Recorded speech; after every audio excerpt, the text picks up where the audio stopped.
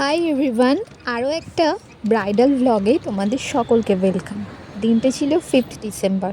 যদিও ভিডিওটা পোস্ট করতে করতে হয়তো আমার 25th ডিসেম্বরও হয়ে যেতে পারে। যাই হোক, আমি লোকেশনে পৌঁছে গেছি। এই লোকেশনটা ছিল আমাদের বেহালারই খুব কাছাকাছি, শখের বাজার, মানে বেহালার মধ্যেই পড়ে লোকেশনটা। তো আমি গিয়ে প্রথমে বুঝতে পারিনি কোন লোকেশনে যাব বা কোন দিকে যাব। তারপর ব্রাইডকে ফোন করেছিলাম, যদিও ব্রাইড ফোন সেই সময় রিসিভ করেনি। তারপর হেঁটে হেঁটেই আর কি আমি চলে গেছি উপরে। তারপর ব্রাইডের বাড়ির লোককে ডেকে জিজ্ঞেস করে কোন ঘরে সাজানো হবে, তো সেই ঘরে চলে এসেছি। তখন দেখি সকালবেলা যেই আমি বৃদ্ধির লুকটা করে গিয়েছিলাম, সেই বৃদ্ধি লুকের কোনো মেকআপই রিমুভ করেনি। তারপর ব্রাইডের রিকোয়ারমেন্টগুলো শুনে নাও, তারপর একে একে তোমাদের সাথে সব গল্পগুলো শেয়ার করছি। ঠিক আছে, ঠিক আছে, ঠিক আছে। ঠোঁটটা হবে একটু ডার্ক কালার, দ্যাটস অল। আর চোখটা আগে দেখিয়ে দিয়েছি, চোখটা এর মধ্যে, ঠোঁটটাও এর মধ্যে। ঠিক আছে, ওটা ছিল আমার একটা শ্যুটের লুক, বাট ওই রকমই লুক আর ওই রকম সেম কলকা ব্রাইডের পছন্দ ছিল। তারপর ব্রাইড সারাদিন কিছু খায়নি বলে ব্রাইডের বাড়ির কেউ একজন ব্রাইডকে খাওয়ার জন্য এখানে খাবার নিয়ে এসেছিলো। তো ব্রাইডের মতো খাচ্ছে, কোনো রকম কোনো ডিস্টার্ব হয়নি। আমি আমার কাজ কিন্তু করছিলাম। এইভাবেই কিন্তু কোঅপারেটিভভাবে কাজ করে যেতে হয়, যাতে ব্রাইডেরও কোনো রকম অসুবিধা না হয় আর আমাদেরও কাজ করতে কোনো রকম অসুবিধা না হয়। তোমরা কিন্তু দেখতেই পাচ্ছ আমি কাজ করছি, ওদিকে কিন্তু হেয়ার স্টাইলের জন্য একজন হেয়ার স্টাইলও করছে। যাতে একই সাথে দুটো কাজ করা যায় সেইভাবেই কাজটা করতে হয়, আর যাতে কোনো রকম দেরি না হয়। তো এই ভয়েসে আমি কিন্তু কিছু রিয়েল ভয়েস দেব, আর কিছু কিন্তু আমি ভয়েস ওভার দেব। তোমরা কিন্তু দেখেই বুঝতে পারবে যেখানে যেখানে ব্রাইডের রিকোয়ারমেন্টগুলো ছিল বা ব্রাইড কিছু বলতে চেয়েছে। কিছু মুহূর্ত থাকে যেই মুহূর্তগুলো আনকাট মুহূর্ত হয়, তো সেই মুহূর্ত কিছু তোমাদের সাথে শেয়ার করেছি। তো ব্রাইড প্রথম থেকেই কিন্তু আমাদেরকে বলে রেখেছিল একটা সিম্পল লুক চাই, তো আমি সেই অনুযায়ী করার চেষ্টা করেছি। ও কিন্তু একদমই বেশি লেয়ারের কোনো লুক পছন্দই করে না, তাই তার মতো করে আমরা চেষ্টা করেছি যাতে লুকটা সিম্পলের মধ্যেও সুন্দর লাগে। এর আগে কিন্তু ব্রাইডের ওপর আমি দুটো লুক করেছিলাম, একটা সঙ্গীতের লুক আর একটা হচ্ছে বৃদ্ধির লুক। তো তিনটে লুক একদমই যাতে ডিফারেন্ট হয় সেই অনুযায়ী আমি চেষ্টা করেছি, আর ব্রাইডাল লুকটা যেন সব থেকে বেশি স্পেশাল হয় সেটা মাথায় রেখেই আমি কিন্তু পুরো কাজটা করেছি। ওরকমই, ওই জন্য আমি আধা মেকআপে কোনো দেখাই নাকি। মানে এটা খুব ভাগ্য যে তোমার যদি কোনো ক্লায়েন্টের হাজবেন্ড যদি বলে যে মেকআপটা ভালো হয়েছে, মানে তুমি সত্যি ওদের চোখে কিছু করেছো। বেশিরভাগ সব ভূতের মতো সাদা লাগছে এরকমই বলে।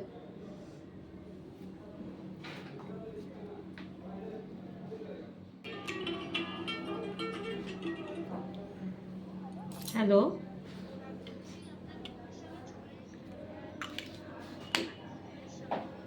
বৈদ্যপাড়া বয়েজ হাই স্কুল নাকি গার্লস হাই স্কুল?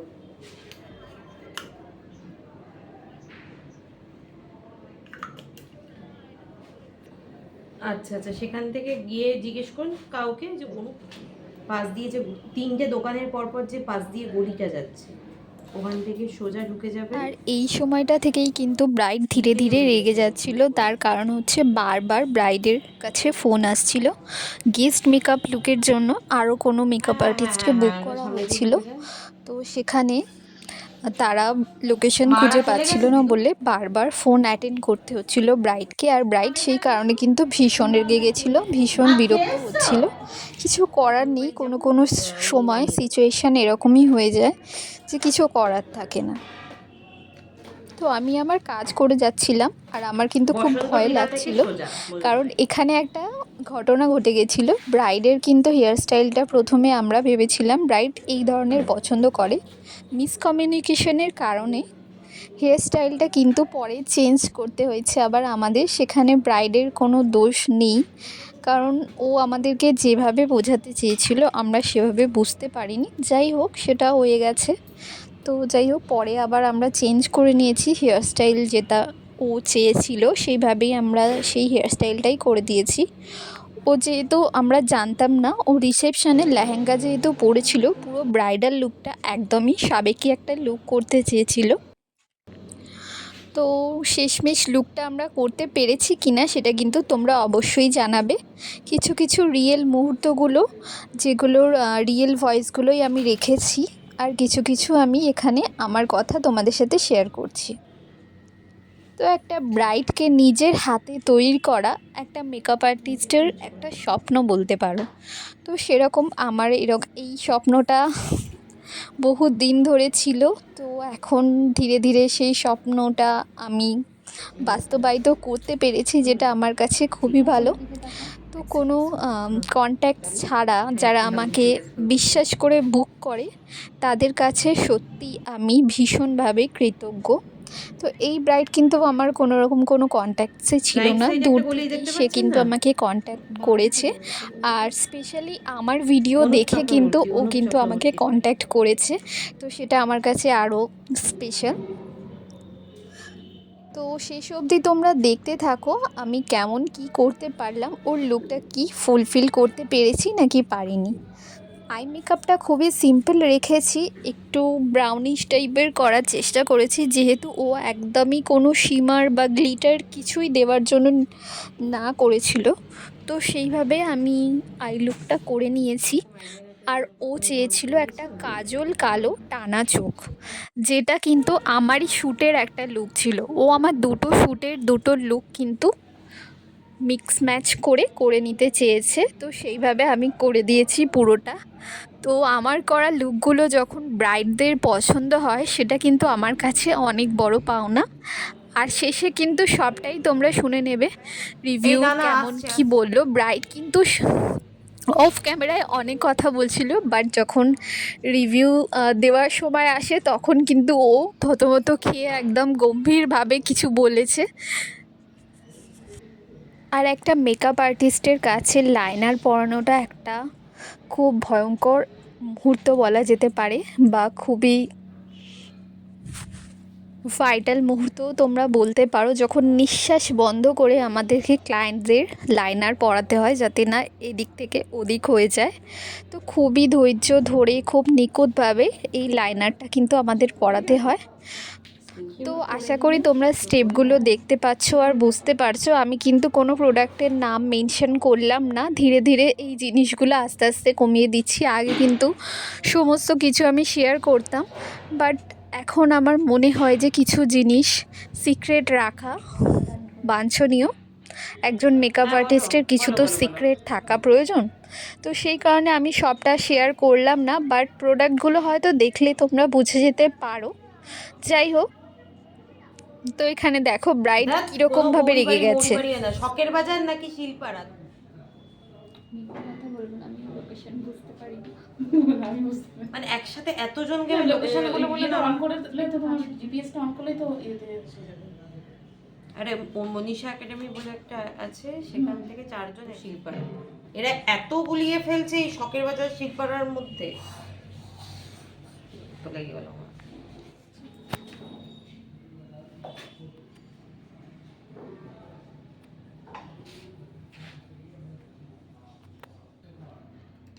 মুখটা তুলতে বলো।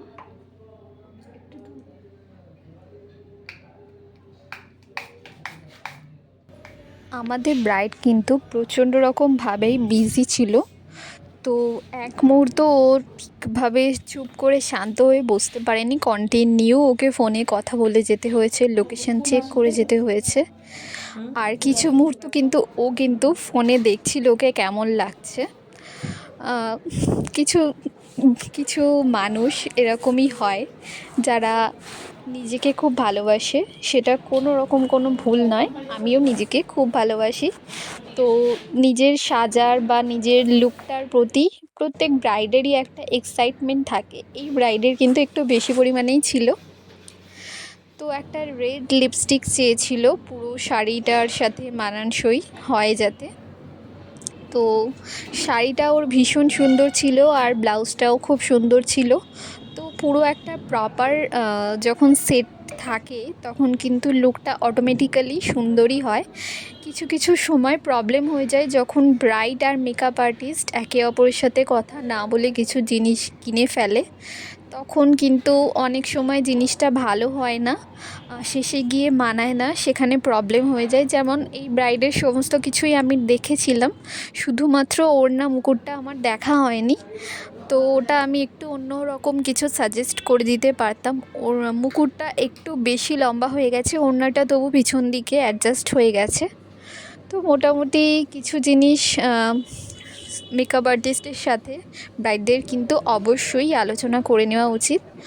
তো ও এখানে খুব সিম্পল একটা কলকা চেয়েছিল, তবে আমার স্পেশালি মনে হয়েছিল যে ওর ফোরহেডে একটু কলকা থাকলে ভালো লাগতো, বাট ও পুরোটাই ফোরহেডটা ডট ডট করে করতে চেয়েছে, আর গালে একটু কলকা করতে চেয়েছে লম্বাভাবে।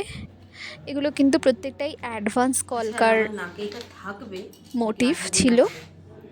এটা এরকম একটু ঝুলে থাকে কিন্তু, মানে মানে একটু এরকম নিচের দিকটা এরকম ঝুলে থাকে, থাকবে তো অবশ্যই। হ্যাঁ, বাট কিছু কিছু আঠা আছে, আঠা দিয়ে তো লাগাতে আঠা দিয়ে করলে কি হয় বলো তো, যদি হুট করে আঠাটা না বেশিক্ষণ স্টে করে না, ভারী জিনিস তো এটা। হ্যাঁ, বাট এটা ভারী কোথায়? এইটা থাকবে, তারপরে তুমি এইটা দিতে ভাবেই করেছিলাম। তো এখানে একে একে জুয়েলারিগুলো পরিয়ে দিচ্ছে মুনমুন্দি। ওই দিন হেয়ার স্টাইলিস্ট আর শাড়ি ড্র্যাপিং করার জন্য কিন্তু মুনমুন্দি গিয়েছিল, আর আরেকজন যে ক্যামেরার ওপারে আছে ও কিন্তু গিয়েছিল ভিডিও করে দেওয়ার জন্য আর কিছু হেল্প করে দেওয়ার জন্য। তো আমি এই প্রথমবার দুজনকে নিয়ে গেলাম আমার কোনো ব্রাইডের কাছে।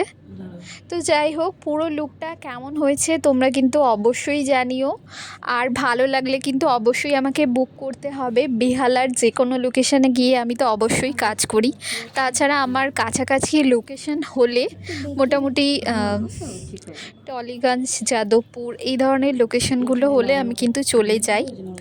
তো যারা যারা চাইছো ব্রাইডাল বুকিং নিতে আমার কাছে, স্পেশাল ডের জন্য বুকিং নিতে, তারা অবশ্যই বুক করতে পারো। ব্রাইডাল রিসেপশনের জন্য কিন্তু স্পেশাল ডিসকাউন্ট আছে। তো এখানে দেখো ওর এই ওড়নাগুলো পরানো হচ্ছে, কিন্তু আমার একটা বিশাল বড় ভুল হয়ে গেছিলো, আমি পুরোটা কমপ্লিট না করে ফটোগ্রাফারকে আসতে বলে দিয়েছি। তো ও বলে রেখেছিল 80% কমপ্লিট হলে তারপর ফটোগ্রাফার দেখো, কিন্তু ফটোগ্রাফারের এই 10টা টেক নেওয়া তারপরেও ঠিকঠাক না হওয়া, এরপরে যেহেতু আমার একটা কাজ ছিল সেই কারণে শেষমেশ অনেক কিছু দেখে অনেকক্ষণ ওয়েট করার পর আমি আমার কাজটা করে জাস্ট বেরিয়ে গিয়েছিলাম, কারণ ওখানে আর বেশিক্ষণ থাকলে নেক্সট কাজে যাওয়ার জন্য প্রবলেম হয়ে যেত। সেটা কোনো ব্রাইডের কাজ ছিল না, ছিল একটা কলকার কাজ। লাস্ট মুহূর্তে ব্রাইডের লোকেশানে আসার পরই সেই কাজটা আমার এসেছিল। তো আমি লাস্ট মুহূর্তে আর কিছু করার ছিল না, অনেকটাই দেরি হয়ে যাচ্ছিলো, আর ওরা বারবার করে মানে একই শট বারবার করে নিচ্ছিল। যাই হোক, ফুল লুকটা কেমন লাগলো তোমরা কিন্তু অবশ্যই জানিও। আর বোথ সাইড ব্রাইডাল বুকিংয়ে কিন্তু ডিসকাউন্ট আছে, 26-27 ব্রাইডাল বুকিং ওপেন আছে, যারা যারা চাইছো বুক করতে পারো। আর ব্রাইডের মুখে অবশ্যই তোমরা রিভিউটা শুনে নাও যে ব্রাইডের কেমন লাগলো।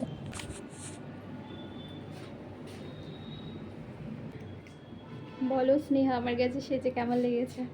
খুব ভালো লেগেছে সময়ের কাছে সেজে, আমার যা যা দরকার ছিল তাই আমি পেয়েছি। Thank you so much. আর লুকটা আমি করেছি না তুমি করেছো বলো?